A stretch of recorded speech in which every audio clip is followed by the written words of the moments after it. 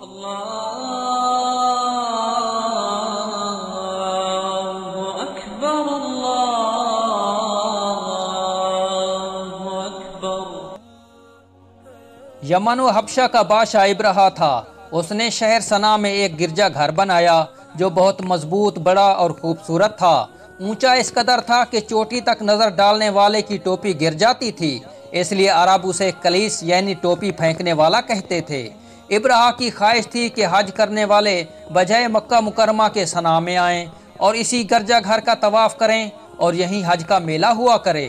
عرب خصوصاً قریشیوں کو یہ بات بہت شاق گزری، چنانچہ قریش کے قبیلہ بنو کنانہ کے ایک شخص نے آپے سے باہر ہو کر صنعا کا سفر کیا اور ابرہا کے گرجا گھر میں داخل ہو کر پیشاب و پاخانہ کر دیا اور اس کے در و دیوار کو نجاست سے آلودہ کر ڈالا۔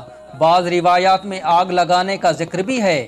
اس حرکت پر ابرہا بادشاہ کو بہت طیش آیا اور اس نے کعبہ معظمہ کو ڈھا دینے کی قسم کھا لی اور اس ارادہ سے اپنا لشکر لے کر روانہ ہو گیا۔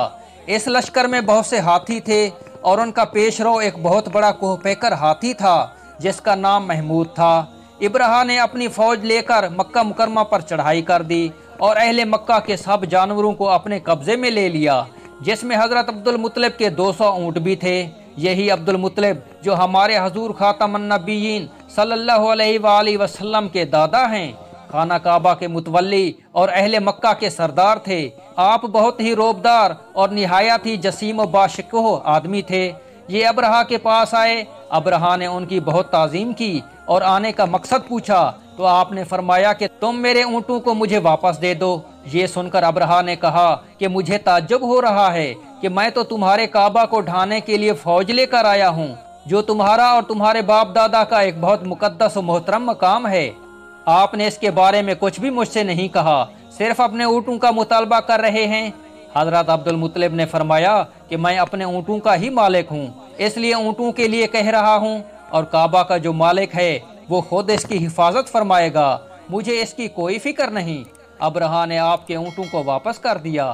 پھر آپ نے قریش سے فرمایا کہ تم لوگ پہاڑوں کی گھاٹیوں اور چوٹیوں پر پناہ گزین ہو جاؤ۔ چنانچہ قریش نے آپ کے مشورہ پر عمل کیا۔ اس کے بعد حضرت عبد المطلب نے کعبہ کا دروازہ پکڑ کر بارگاہ الہی میں کعبہ کی حفاظت کے لیے خوب رو رو کر دعا مانگی، اور دعا سے فارغ ہو کر آپ بھی اپنی قوم کے ساتھ پہاڑ کی چوٹی پر چڑھ گئے۔ ابرہا نے صبح تڑکے اپنے لشکروں کو لے کر کعبہ مقدسہ پر دھاوا بول دینے کا حکم دیا اور ہاتھیوں کو چلنے کے لیے اٹھایا، لیکن ہاتھیوں کا پیش رو محمود جو سب سے بڑا تھا وہ کعبہ کی طرف نہ چلا۔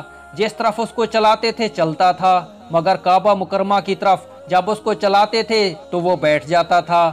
اتنے میں اللہ تعالیٰ نے سمندر کی جانب سے پرندوں کا لشکر بھیج دیا، اور ہر پرندے کے پاس 3 کنکریاں تھیں، 2 پنجوں میں اور 1 چونچ میں۔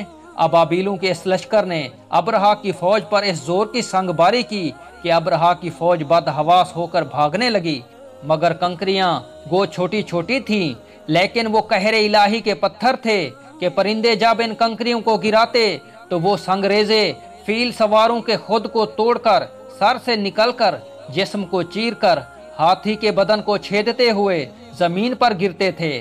ہر کنکری پر اس شخص کا نام لکھا تھا جو اس کنکری سے ہلاک کیا گیا۔ اس طرح ابرہا کا پورا لشکر ہلاک و برباد ہو گیا اور کعبہ معظمہ محفوظ رہ گیا۔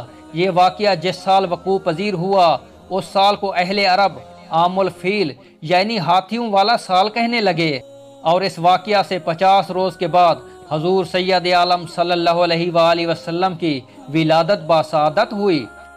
اس واقعہ کو اللہ تعالیٰ نے قرآن مجید میں بیان فرماتے ہوئے ایک سورہ نازل فرمائی جس کا نام ہی سورہ فیل ہے۔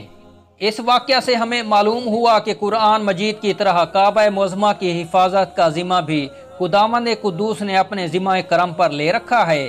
کوئی بھی طاغوتی طاقت نہ قرآن مجید کو فنا کر سکتی ہے، نہ کعبہ کو صفحہ ہستی سے مٹا سکتی ہے، کیونکہ خداوند کریم ان دونوں کا محافظ و نگہبان ہے۔